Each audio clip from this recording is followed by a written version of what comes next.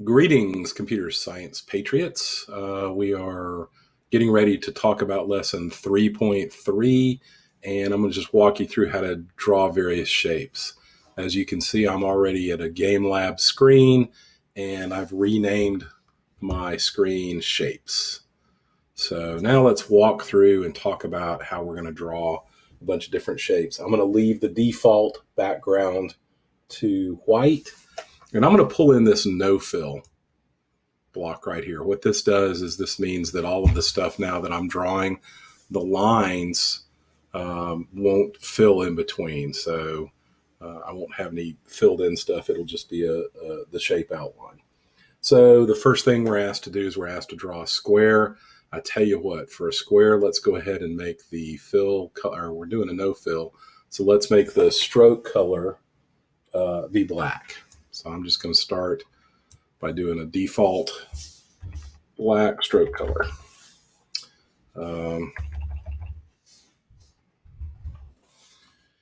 And now let's draw a square. So remember, a square is just a rectangle.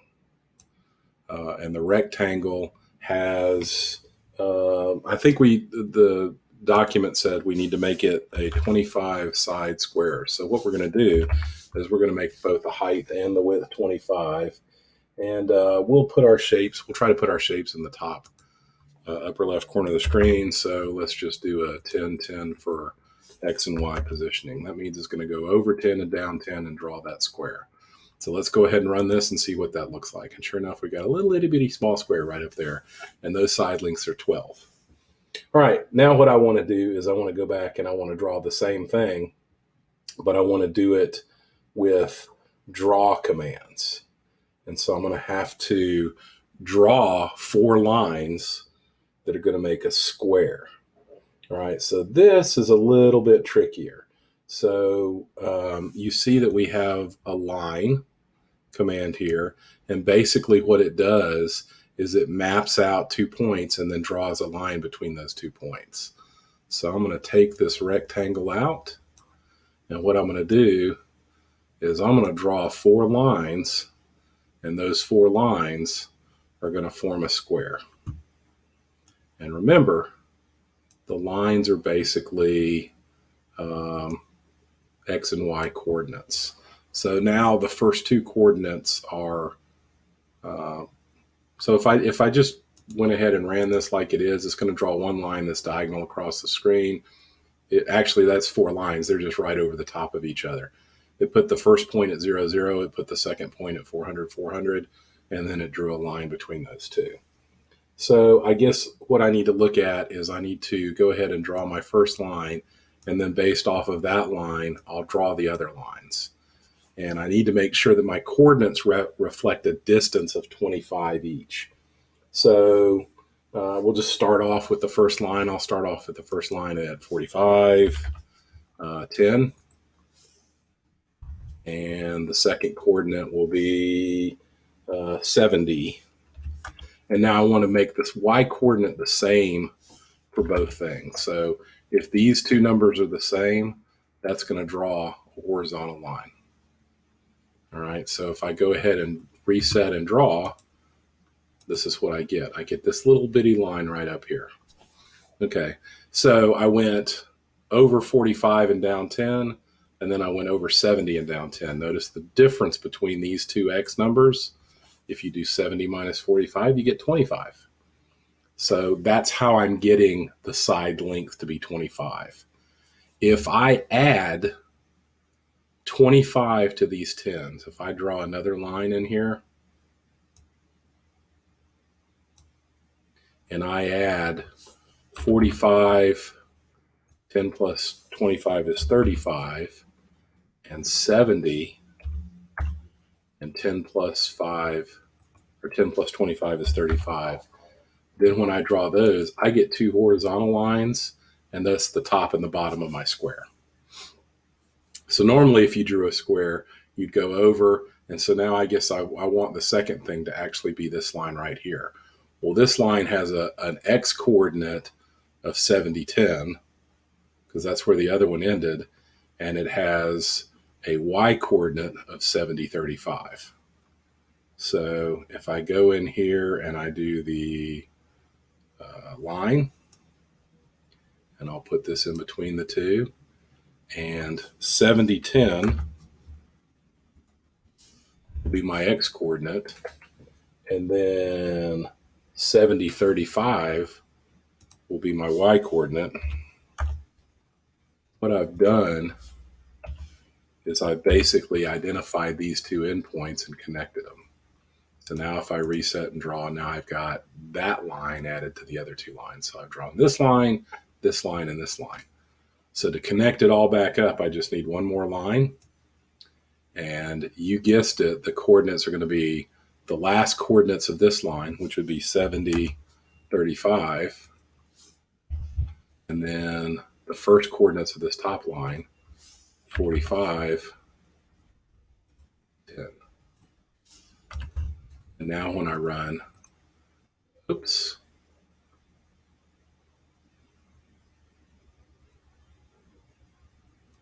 Oh, it should have been 45, 35. Sorry. So if you get your coordinates wrong, it's going to not draw the line you thought. I needed to be this line was drawn like this, the way I did it. So probably I should go back in and I should say, hey, this is really 70, 35, and this is 45, 35. So it draws the line from here to here, and then 45, 35, 45, 10. That should be correct. So there's our square. So basically I made a line that was at length 25 by taking the difference of the x coordinates. And then this y coordinate was the x coordinate of the new lines, and it went 25 more. And then this y coordinate was the x coordinate of this line, and it went 25 more. And then this coordinate was the y coordinate of the last line it drew, and then it went 25. And I just needed to remember, if I want to draw lines at 90-degree angles, then you gotta know whether you're drawing a horizontal line or a vertical line. And the horizontal lines, the y coordinates are the same, and in the vertical lines, the x coordinates are the same. So here we see 10, 10, that's a horizontal line. 35, 35, that's a horizontal line. 70, 70, that's a vertical line. 45, 45, that's a vertical line. So obviously, that's why they created a draw rectangle or a rectangle tab to do all of that for you. But you can go back and you can see that probably behind the scenes, when I put in the number 25, it has some sort of algorithm that has a starting point where it creates the first point, and then it just fills all those coordinates in by adding or subtracting 25 from what it needs to. Interesting. All right. So that's two different ways to draw a square. How would we draw a pentagon? And we'll say that the pentagon can be anything that I want. So a pentagon is a 5-sided figure, and a regular pentagon is actually what we're looking for here. So I'm going to get rid of all of these lines here, and we're going to look at something different. We're going to look at a pentagon. So I'm going to draw the regular pentagon. So I'm going to pull out the regular pentagon and clip it in. And if I just click run, it draws a pentagon in the center of the screen for me. That's pretty cool. I want to draw a pentagon in a different location, and I want it to be a different size. So the first number and the second number are kind of where you're locating your shape. The third number is how many sides it's going to have, and the fourth number is how big those are. So if I wanted to start somewhere at the top of the screen, so maybe I would do 20 over and 100 down. That probably won't start at the top. That'll be about a fourth of the way down and over just a little bit. And then I want it to have 5 sides. Let's say I want it to be small like those other shapes were small. Maybe set the size to 20 instead of 25. If I do reset and run, then it puts the pentagon right there. Okay. So that's how you draw a pentagon. And this can actually be done with any shape size. I could draw a hexagon. You probably want to make this number big enough that you're not running off the side of the screen when it completes the drawing. So this number has to be a certain amount. So I'm going to go ahead and make it 100. And I'm going to do a pentagon, 100 hundreds. So this is now a hexagon, and it's going to be a little bit bigger than the pentagon was. And if I run it, sure enough, there's the hexagon. So regular polygons are how you make shapes of multiple sizes. And then let's talk about creating designs with just drawing. So let's draw the Olympic rings as shown. So the Olympic rings, one of them is going to be black, one of them is going to be blue, one of them is going to be red, and one of them is going to be yellow. The sheet didn't say to do this, but I think to make them show up a little bit better, I'm going to do a very light gray background so that we can see that yellow a little bit better than what's on our document. So I think I'm going to do 175, 175, 175 for a gray background.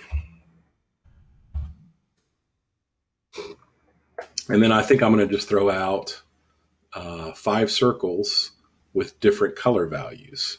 So what I need to do is I need to go and say stroke color, and we'll set the first stroke color to blue, and then an ellipse. And so my ellipse, probably to get them small enough, we need to do a 25 by 25 ellipse. They might be able to be bigger, but I'm pretty sure that this will fit on the screen there. So let's start this one at, I tell you what, let's just do 20 over 20 and down 200. And then I'll just put all the colors, all the circles out there, and then we'll worry about spacing them out in just a second. All right, so there's the blue one. And now we're going to get the green one. And for the green one, we'll do, let's just space them across the screen. So let's do, just so long as I'm more than 50 away, I think I'm okay. So I'll do 80, 200, 25, 25, and then we'll pull out we'll just go ahead and pull out all my blocks, and then we'll go back and fill them in. We'll do another stroke color and another ellipse.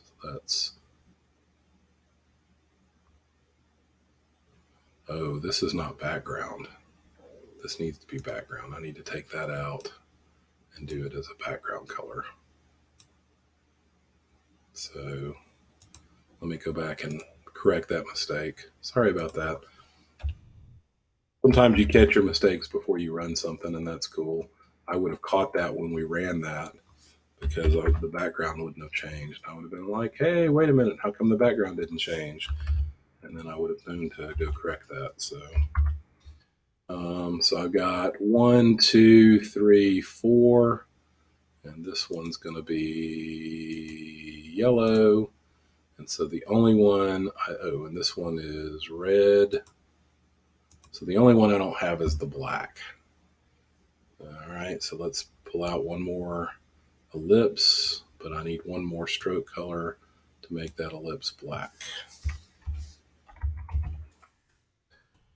All right, so we'll make this one 150, 200, 25, 25. The important thing is we make them all 25. And then we'll do 190, might not be enough. Let's do 220 and 25, 25. And then finally, let's do 300. 25.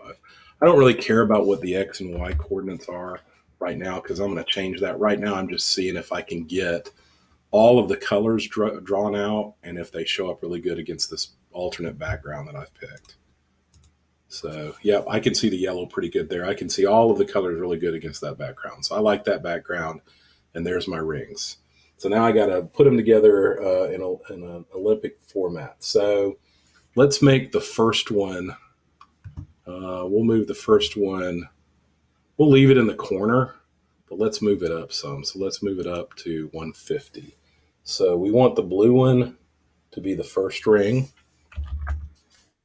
So when I do that, the blue one's there. Now we want to make the black ring intersect the blue ring. Probably not halfway in. So I know that from one end of the ring to the other is 50. I'm sorry, is 25 because that's the box that I've created. This is 25 long at its longest. So if I add a little bit more than 12.5, I'm offset a little bit. So if I do at the same Y level, and I want this for the black one. If I do at the same Y level and then over, say, 15 units, 20 plus 15, now the black should be intersecting. Ooh, that is not where I wanted that at all. So, I meant to do 15 plus 20. So I meant for that to be 35, not 25, or not 15. Once again, that's why we do this iterative design, so you can see how it looks. That looks really good. That looks almost exactly like the picture. So I like that. So what I'm going to do is I'm going to take 15 and add it to this for the red. So 15 and 35 for the red is going to be 50. And then I need to change this to 150. All right, so now that should put the red up there at the top with the others. Sure enough, we've got the blue, the black, and the red. And now what I'm going to do is I'm going to do the yellow. The yellow needs to come down some. So if I'm looking at the picture, it looks like the majority of it looks like it comes down almost about halfway. So I'm going to take the y coordinate. I'm going to just do the same thing. I'm going to add 5 to the y coordinate. So for yellow, we'll do 115 plus 5 is 165. And then where do I want to start that? If I started at 20, it's just going to be directly below the blue. Let's see what that looks like first. Yeah, I want the yellow to be moved over a little bit. So the black was moved over 15. Let's do the yellow a little bit less than half of that. So let's move the yellow over 27. So let's move it over 7 and then reset and run. And there we've got the yellow positioned. And then now all we have to do is put in the green. And the green is going to be 15 plus 27. Or maybe let's go ahead and add the 8 in. So 18 plus 27, that would be, let's add one more. So 15, one more would be 16. 16 plus 27 would be 43. And then let's keep it at the same Y level as yellow, 165. And then let's go ahead and draw that. That was for black. I changed black, and I should have not changed black. I should have changed green. So green should be 43. I'll tell you what I can do. Let's make this one back where black was supposed to be, and I'll just change. So black should have been in between the blue and the red. So black, I'll just change this pull down menu right here to black. And I'll change this pull down menu to green. And then I'll put the black where the black is supposed to go. And the black is supposed to go at level 150. And in between the red and the blue, so that would be 35. So now if I reset and run, now I get the Olympic rings like pictured, and I'm in order now. Blue, black, red, yellow, green is how I drew the rings. So blue, black, red, yellow, green is how they're set up now too. So there's how you would draw the 4 Olympic rings. Let's look at one final drawing. Let's look at how to make a smiley face. All right, so to make a smiley face, what I want to do is I'm actually going to want to do some filling now. So I think I'm going to just take all of this stuff and throw it away. I guess I have to do it line by line.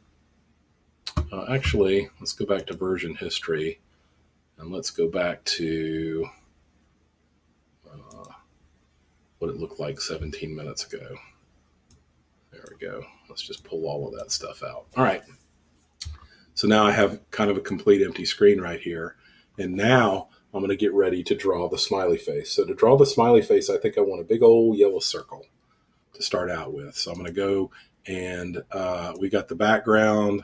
I think I'll leave that at, let's just do a white background for this because I'm using yellow. Yeah, yellow doesn't really show up really well though. So I think I will go and just for purposes of this demonstration, show you on that gray 175, 175, 175 background.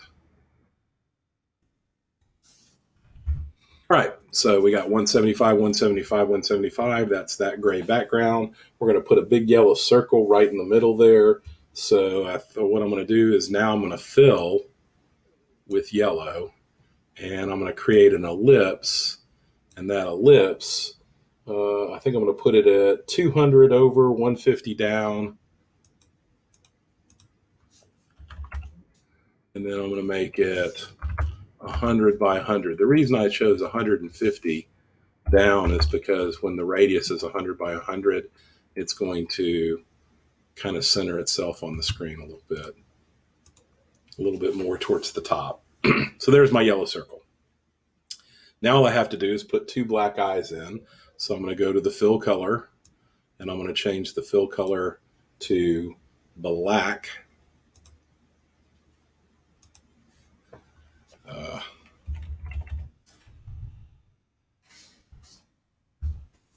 And then now I need 2 smaller circles for the eyes. So an ellipse is a circle. So I'm going to go ahead and pull in the ellipse thing. How big do the circles need to be? If my overall shape is 100 by 100, let's make the eyes about 1/10 of that. So let's do 10 by 10 for the eyes. And I want to kind of center the first eye in the upper left-hand corner. So I think what I'm going to do is I'm going to subtract off about 20 from this value right here, because remember, this is drawing the center of the shape. So this is on the center of the shape. So 200 is like right in the middle. If you look at the X and Y grids, you see I've got my X at almost 198, and that's kind of the center. I want it to be over here, so I'm thinking my X should be about 180. So that's another technique you can use. Notice as I put my cursor over the shape, it shows me the X and Y coordinates right below. In fact, you can even click Show Grid, and it'll give you some grid coordinates, and you can kind of see better. So if I'm doing 180, 180 is like right about here, and then I want to go up to about here. So the Y value is probably going to need to be somewhere around 130. So maybe having the show grid might be a very helpful tool. I probably should have showed you that in an earlier video, but hey, at least we're getting to it now, right? So if I go ahead and check and see what that's going to look like, that's going to put a little black dot right up there. Now I want to make sure that it's proportional on the other side. So I probably need to add, well, I definitely want the next ellipse to be, I want the next ellipse to be at Y value 130. And I want it to be 10 and 10. So if I did 200, it's going to be right on this line. I want it to be about 20 more. So let's see what 220 would look like. And I'll go ahead and reset that and run that.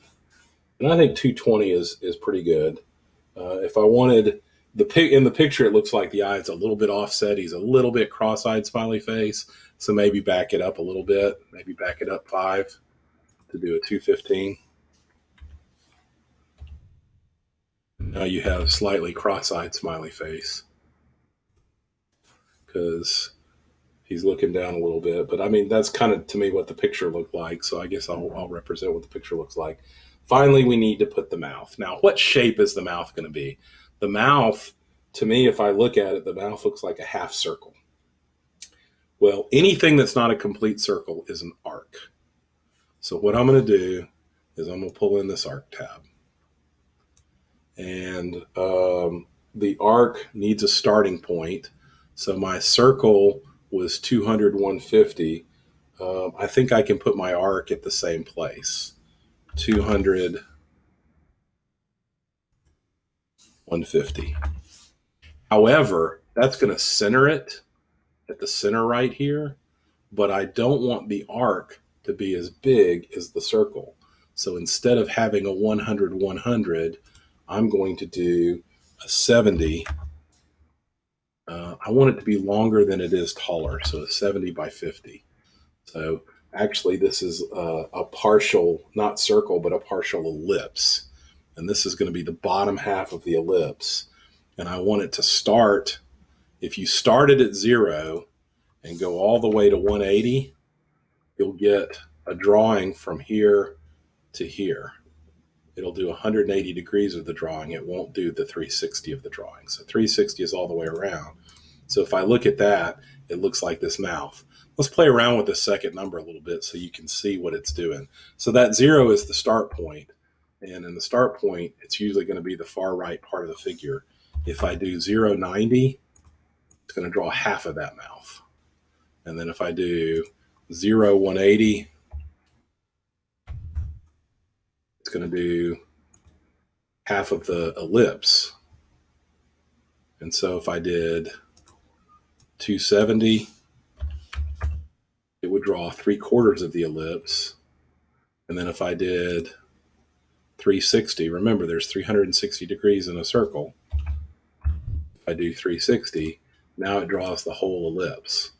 So there's no difference between using an arc command with 0, 360 and using the ellipse command. The ellipse is just understood that it's 0, 360. But we only want half of that ellipse, so half of 360 is 180. So there we have the smiley face. And I can take away the show grid, and now it's just the smiley face without all of the stuff, the little lopsided eye smiley face that's pictured in your document. All right, so we've covered how to draw a bunch of different shapes and putting some shapes together to make pictures. So that is your drawing lab. That finishes up your Unit 3.3. I hope this information has been helpful, and good luck teaching.